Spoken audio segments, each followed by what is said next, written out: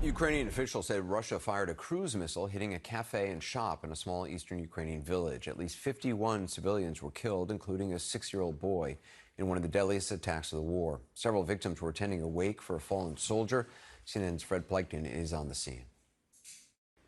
An absolutely devastating attack that happened here in the village Khroza in eastern Ukraine. We're actually pretty far away from the front lines. I would say about maybe 25 miles away from the front lines.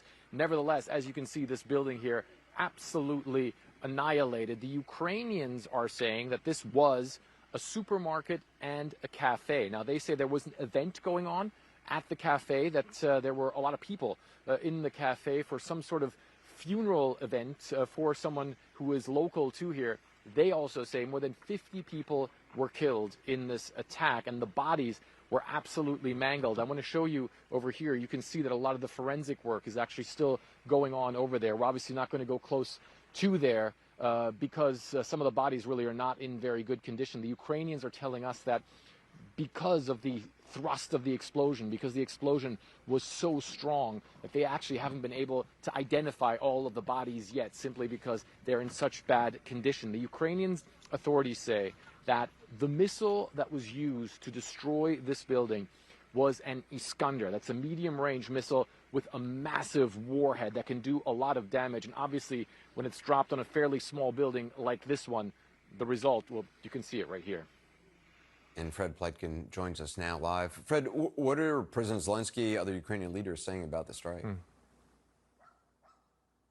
Well, they're absolutely angry and irate about all this, Anderson. In fact, I want to show you some more of the devastation that we're seeing here. You can see that this building here, it hasn't just been destroyed. It's been absolutely reduced to rubble. These are the kind of things we would probably see if there was like a magnitude 8 earthquake that had gone through here. And that's how powerful that explosion was. And President Zelensky of this country, he was in Spain today meeting European leaders. And of course, this was one of the main things that was on his mind.